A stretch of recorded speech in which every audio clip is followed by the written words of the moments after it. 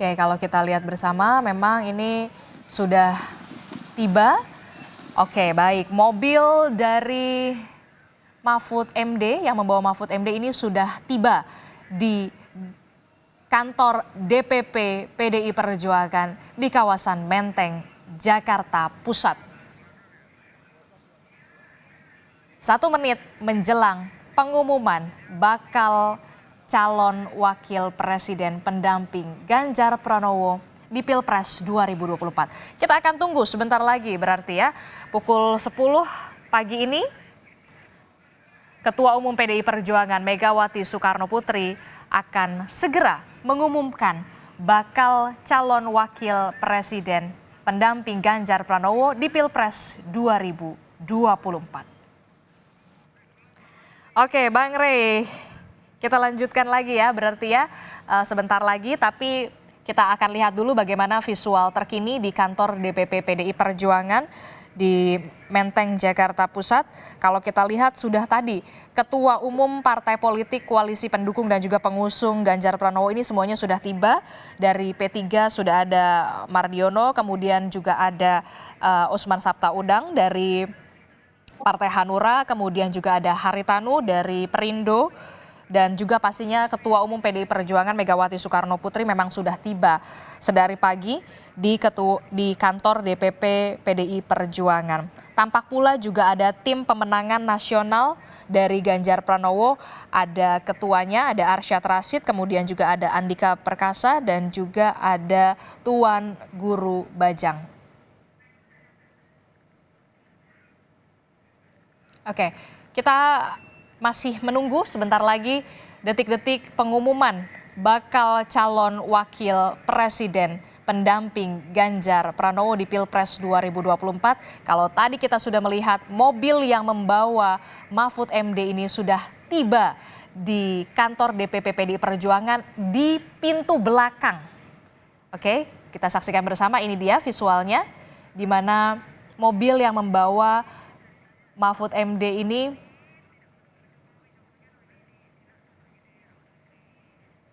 sudah tiba di kantor DPP PDI Perjuangan. Bang Rey, ini yang juga saya menjadi pertanyaan, mengapa kemudian pengumuman bakal calon wakil presiden pendamping Ganjar Pranowo di Pilpres 2024 ini tidak menunggu dari kehadiran atau kepulangan dari Presiden Joko Widodo yang kalau kita tahu sendiri Presiden Joko Widodo merupakan kader dari PDI Perjuangan? Saya kira saya sudah menyebutkan 2 hari atau 3 hari sebelum ini, Pak. Saya katakan itu dengan situasi ini saya kira akan ada 5 langkah yang dilakukan oleh PDI Perjuangan gitu. Ya, setelah ketidakjelasan sikap Pak Jokowi apakah mau bersama dengan PDI atau sebaliknya gitu ya. 5 langkah itu pertama adalah kemungkinan besar menonaktifkan Gibran sebagai anggota PDI Perjuangan gitu ya. Yang kedua adalah mempasifkan, istilah saya itu, mempasifkan keanggotaan Pak Jokowi. Pasif dan nonaktif itu 2 hal yang berbeda. Kalau nonaktif itu artinya memang dikeluarkan. Kalau pasif itu tetap jadi anggota PDI, tetapi besar kemungkinan tidak akan dilibatkan lagi dalam aktivitas-aktivitas besar PDI Perjuangan gitu. Dan itulah yang kita lihat pada hari ini kan.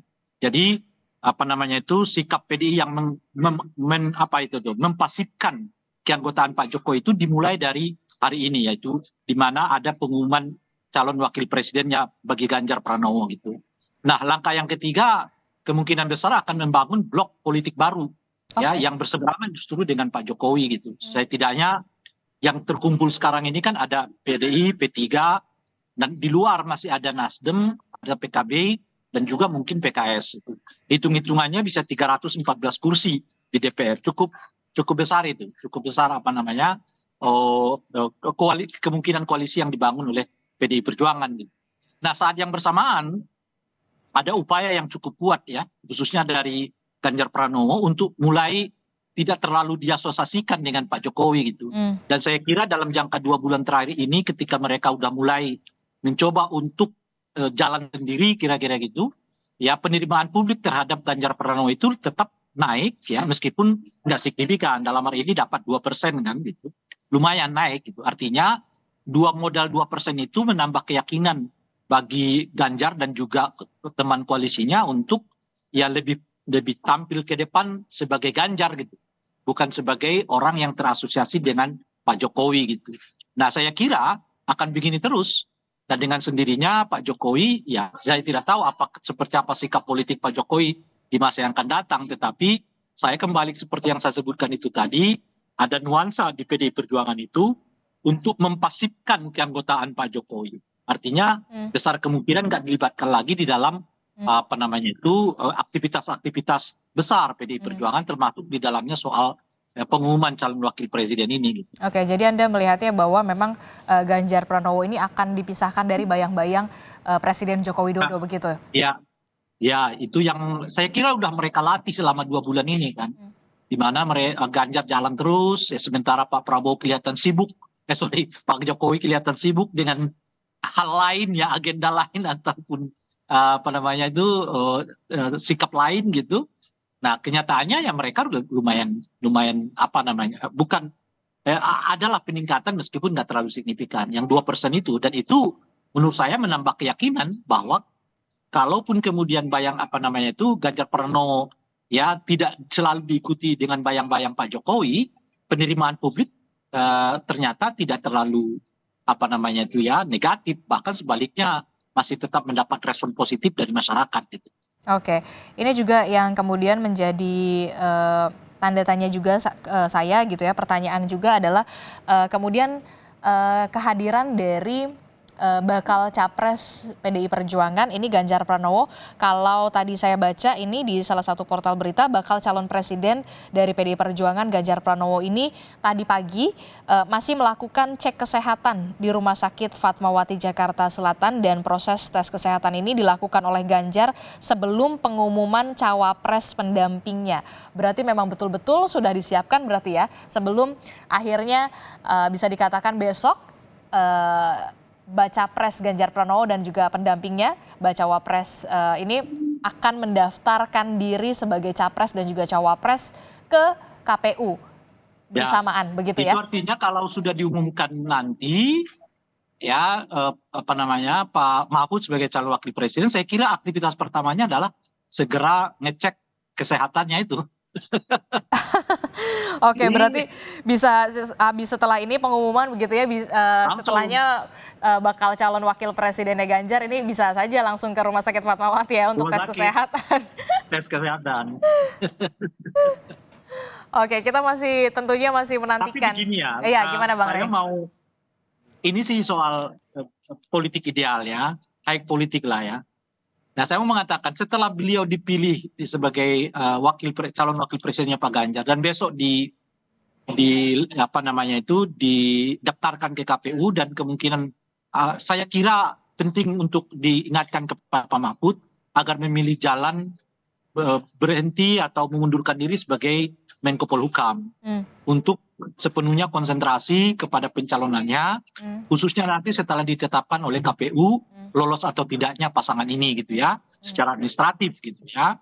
Nah, itu langkah yang menurut saya harus dan semestinya diambil oleh Pak Mahfud. Ya, beliau jangan juga menambah deretan peristiwa yang memperlemah etik berdemokrasi di Indonesia yang begitu marak akhir-akhir ini terjadi gitu.